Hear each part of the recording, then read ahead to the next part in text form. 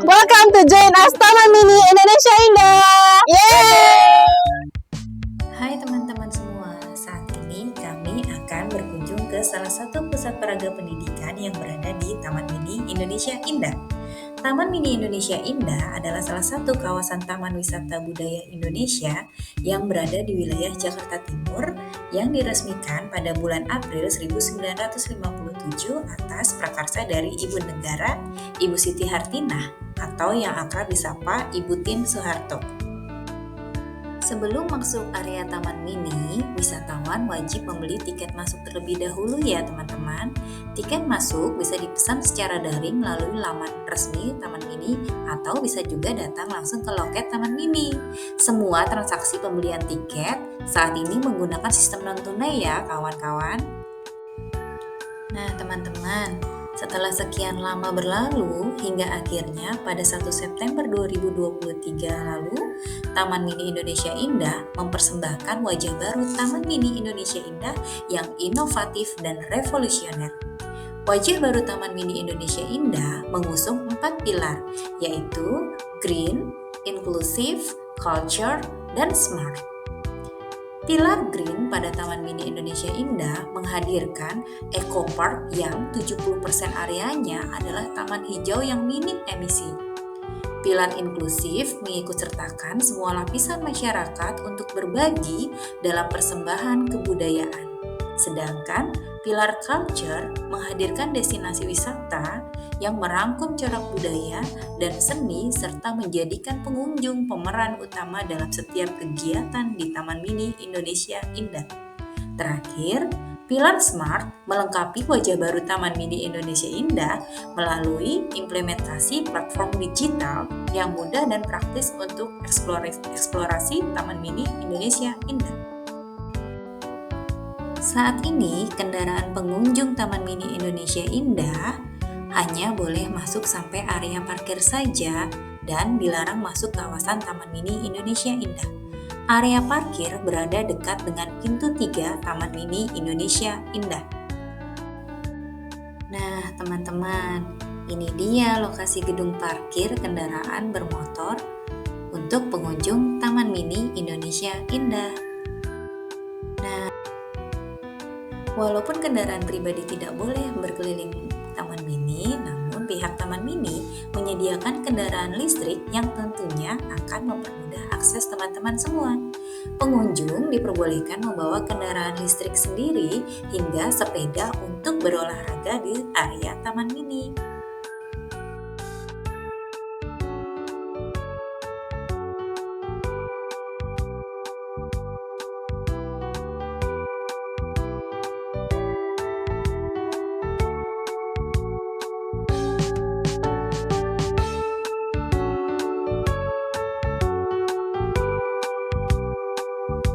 Setelah berkeliling menggunakan mobil listrik, tak terasa kami sudah tiba di tempat tujuan kami.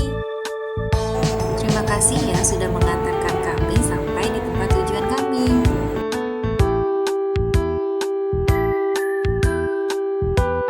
Hai, welcome to Indonesia Science Center.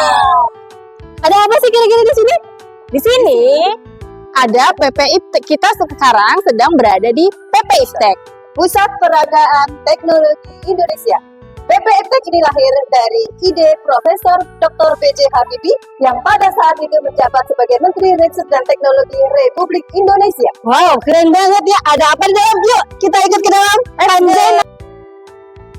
Saat di depan pintu masuk, teman-teman bisa melihat banyak gambar ilustrasi tentang dunia sains. Dan ada juga patung karakter dari film Transformers. PPI Tech diresmikan pada tanggal 10 November 1995 oleh Presiden Soeharto. Sebelum berkeliling, teman-teman wajib membeli tiket masuk seharga Rp27.500 per orang. PPI Tech buka pukul 8.30 setiap harinya dan tutup pukul 16.00 pada Senin hingga Kamis. Sedangkan Jumat sampai Minggu tutup pukul 16.30 waktu Indonesia bagian Barat. Setelah melewati pintu masuk, teman-teman akan menemukan zona peragaan dari teknologi virtual reality. Di zona ini tersedia berbagai percobaan terkait listrik dan magnet yang bisa kalian coba secara langsung.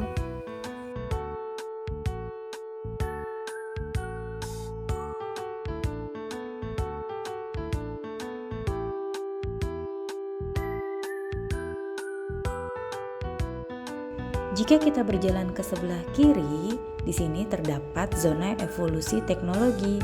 Di zona ini tersedia tiruan dinosaurus yang bisa mengeluarkan suara dan menggerakkan kepalanya.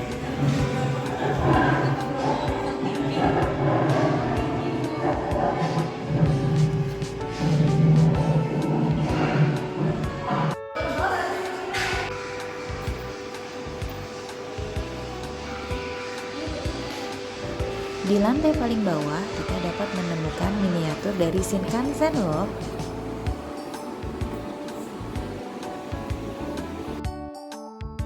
Di lantai ini juga terdapat zona listrik dan magnet.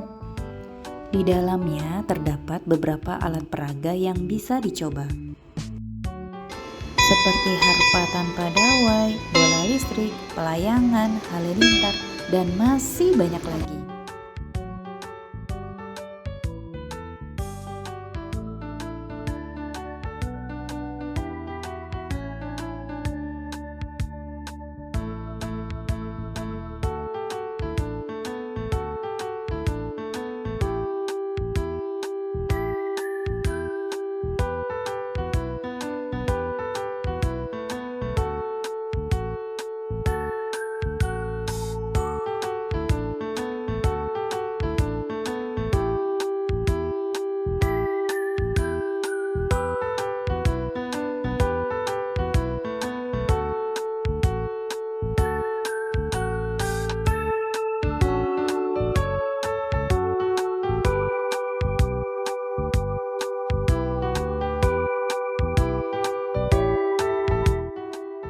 Selanjutnya, zona getaran dan gelombang.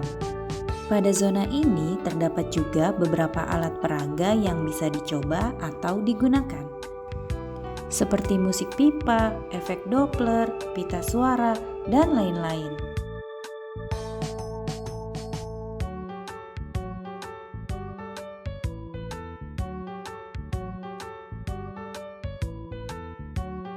Di zona ini tersedia simulasi gempa bumi. Melalui simulasi ini kita belajar dan mengetahui bagaimana proses terjadinya gempa bumi. Di dalam ruang simulasi gempa bumi ini kita akan merasakan getaran gempa bumi sebesar 6,2 skala Richter yang mengguncang sebuah bangunan atau wilayah tertentu.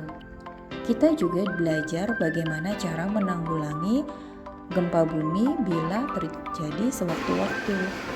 Lanjut ke zona sains. Di sini terdapat banyak alat peraga lainnya yang bisa dicoba, seperti lorong ilusi, laser trap, dan masih banyak lagi. Namun, sangat disayangkan tidak semua alat peraga dapat digunakan.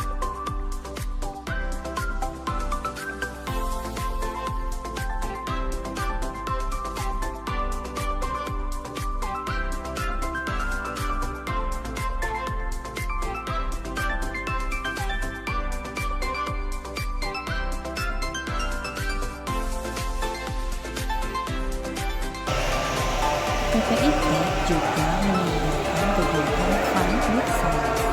Salah satu kegiatan Fun with Science yang diselenggarakan oleh PPIT adalah demonstrasi roket air.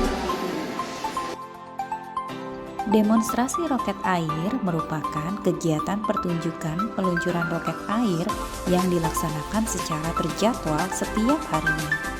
Kegiatan ini memberikan gambaran kepada pengunjung terkait aplikasi pembelajaran pada roket air. Demo roket air menampilkan eksperimen sains sederhana dengan bahan yang mudah ditemukan di sekitar kita, seperti botol minuman bersoda, sehingga dapat mengungkap sisi lain dari sains. Nah, Bagi teman-teman yang ingin menyaksikan demo roket air, kalian bisa menyaksikan di bagian luar gedung PP IPTEK pada pagi hari pukul 9.30, 10.30, dan 11.30, serta siang hari pukul 13.30, 14.30, juga 15.30.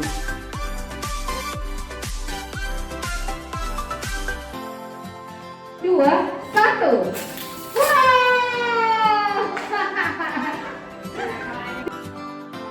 Nah, gimana teman-teman? Seru kan tadi demonstrasinya? Apalagi kalau semua peralatan di PP IPTEK ini bisa kita gunakan dengan baik. Buat kalian yang tertarik dengan sains, pastinya akan betah berlama-lama di PP IPTEK. Selanjutnya, kita kemana lagi ya teman-teman? Yuk, kita ikuti perjalanan kami.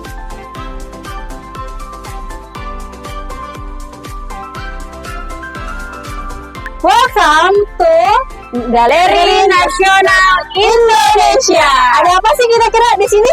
Galeri Nasional Indonesia adalah salah satu lembaga budaya negara. Masya Allah. Di sini ada sering digunakan sebagai tempat untuk pameran nasional dan internasional. Juga ada karya-karya kontemporer dan modern.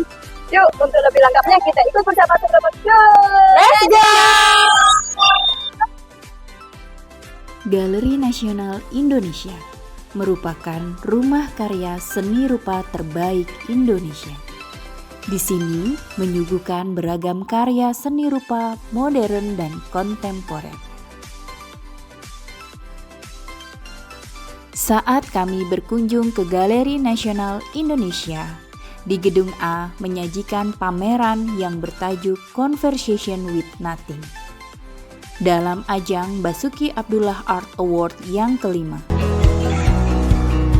Ajang ini bertujuan untuk meningkatkan reputasi dan kualitas diri para perupa muda.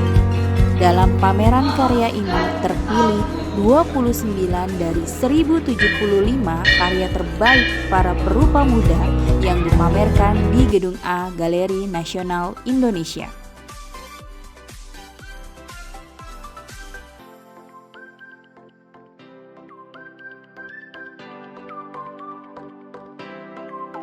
Berada di galeri ini, kita akan terhanyut dalam ruang imajinasi para seniman.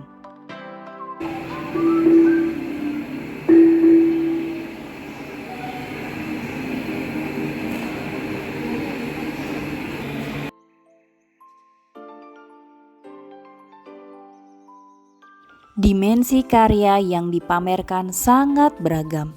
Tidak hanya berbentuk lukisan, tapi juga menggabungkan teknologi terbaru dan mengangkat isu-isu generasi saat ini untuk penciptaan visual yang lebih luas.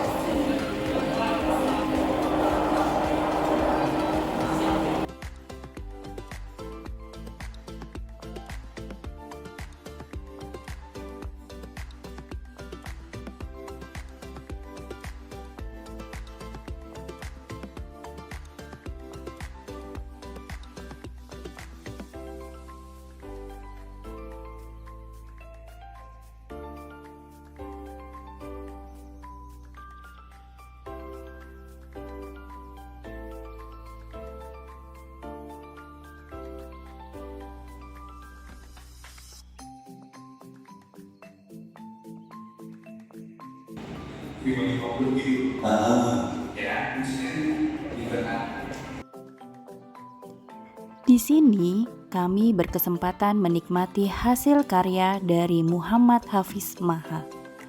Ia adalah seorang videografer dan animator lulusan Sarjana Seni Rupa Universitas Negeri Jakarta.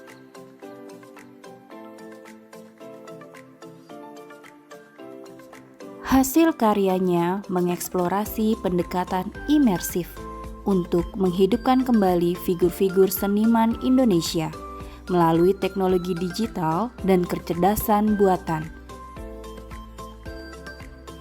Pengunjung dapat merasakan kehadiran virtual para seniman, mendengar suara dan memahami pemikiran mereka.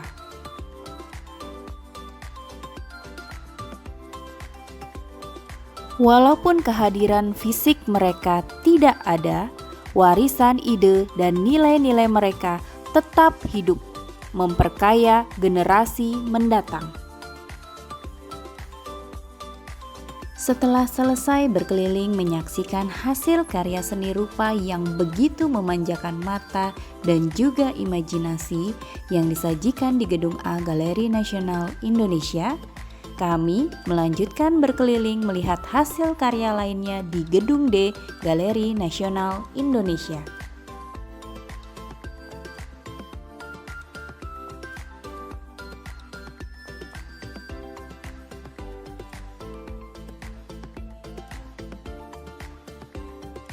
Di Gedung D, kami menjelajahi kastel dan puri dari Bohemia dan Moravia dalam pameran kastel dan puri Republik Ceko.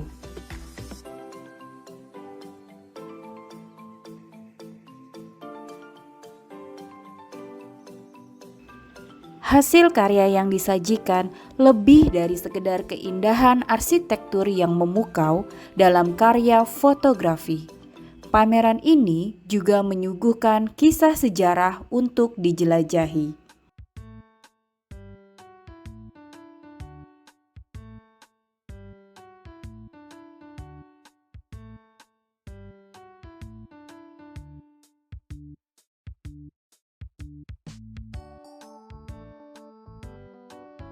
Nah, teman-teman, seru kan berkeliling di Galeri Nasional Indonesia?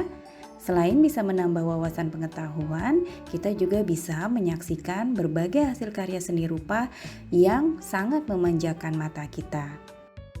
Bagi teman-teman yang tertarik untuk mengunjungi Galeri Nasional Indonesia, dapat membeli tiket di Gedung Galna Shop ya. Tarif yang berlaku untuk anak usia 3-12 tahun adalah Rp10.000, dewasa Rp20.000, warga negara asing Rp50.000. Tarif 0 berlaku untuk anak usia di bawah 3 tahun dan juga pengunjung di atas 60 tahun, serta pengunjung yang memenuhi persyaratan khusus ya teman-teman.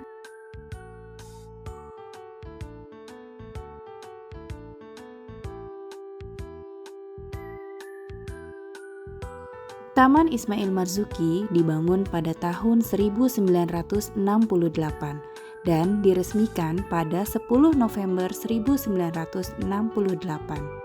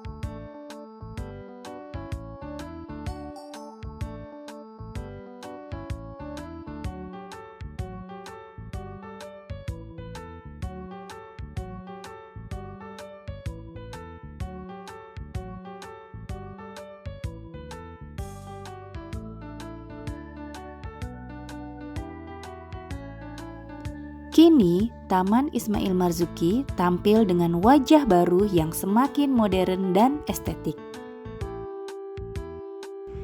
Ini adalah wajah baru dari Perpustakaan Jakarta yang terletak di Taman Ismail Marzuki yang ramai dibicarakan di media sosial, terutama setelah dibuka kembali pada pertengahan tahun 2022 lalu.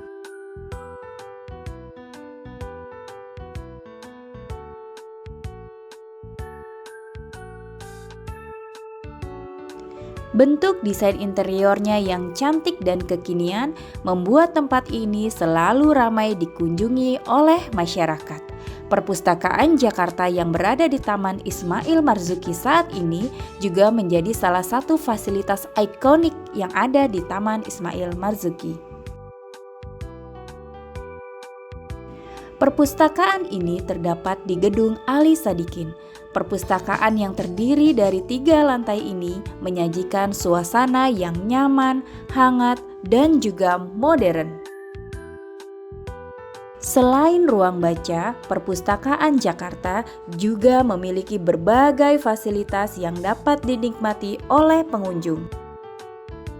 Bahkan, fasilitas-fasilitas ini dapat menunjang produktivitas pengunjung untuk berkarya, seperti ruang multimedia dan ruang diskusi.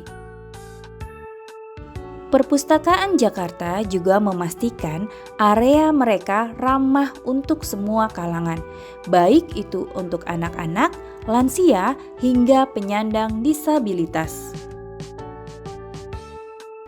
Di sini disediakan juga ruang inklusi yang memiliki koleksi bacaan dengan huruf Braille lengkap dengan petugas khusus yang siap mendampingi.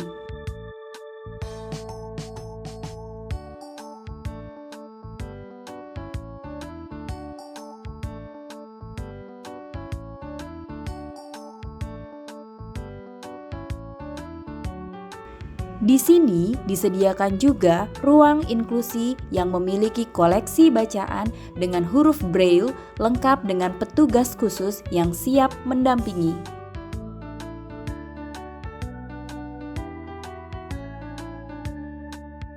Syarat yang diperlukan untuk mengunjungi Perpustakaan Jakarta cukup mudah.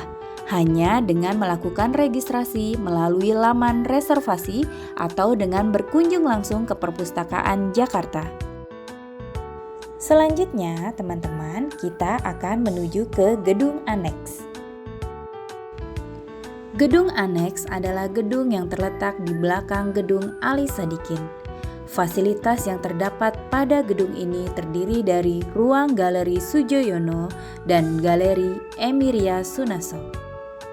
Soejoyono merupakan pelukis Indonesia yang terkenal realistis dan karyanya yang menggambarkan kehidupan rakyat. Emiria Sunarso merupakan seniman Indonesia yang terkenal dengan karya-karyanya yang abstrak dan penuh warna. Di sini tidak hanya digunakan sebagai tempat untuk pameran lukisan, tetapi juga jendela bagi kita agar lebih dekat dengan budaya.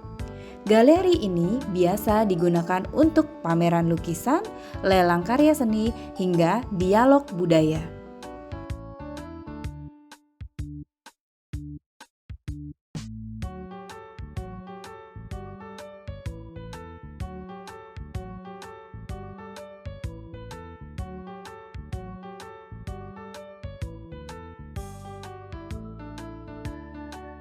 Di galeri ini terdapat ruang penghargaan sastra anak, di mana di ruang ini tersedia berbagai hasil karya sastra anak dan juga beberapa buku bacaan untuk anak-anak.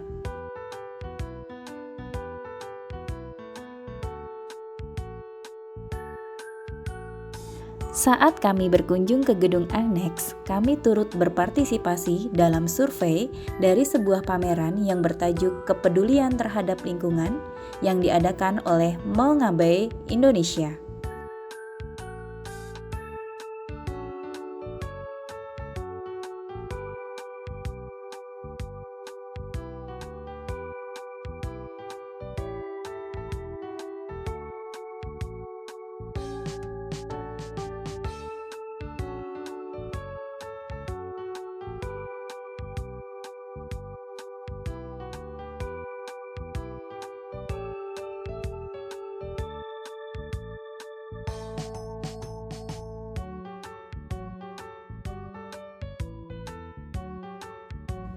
Selanjutnya, kami melanjutkan ke Gedung Teater Jakarta yang juga berlokasi di Taman Ismail Marzuki.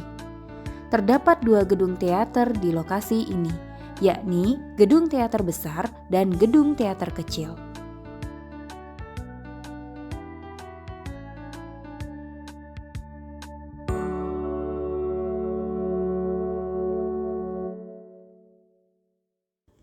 Gedung teater kecil merupakan gedung pertunjukan untuk kegiatan seni budaya berskala kecil dengan kapasitas kursi penonton sekitar 240 orang.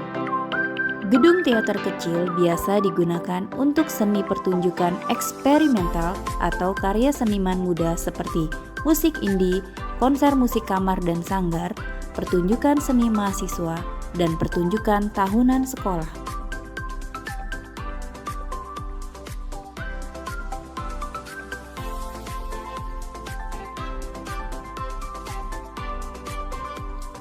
Sedangkan gedung teater besar merupakan gedung teater utama yang memiliki 3 lantai dan dapat menampung hingga 1.200 penonton.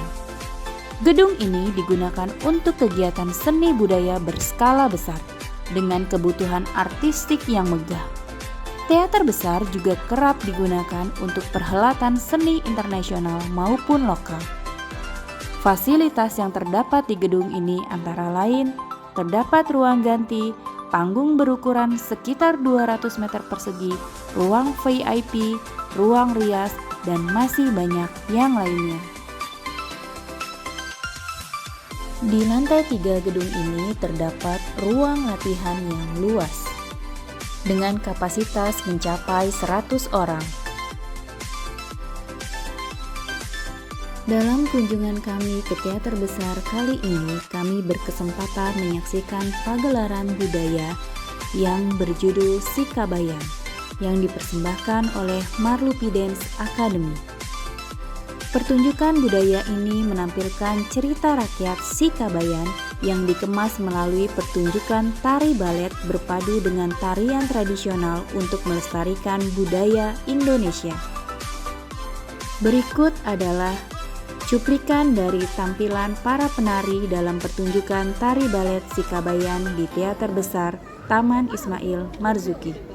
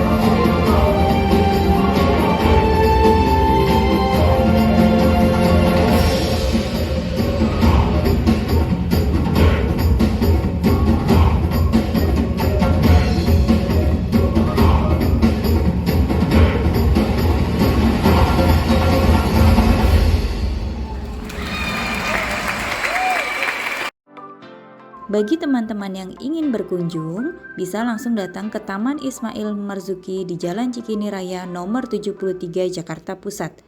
Mereka buka setiap hari mulai pukul 9 pagi hingga pukul 10 malam.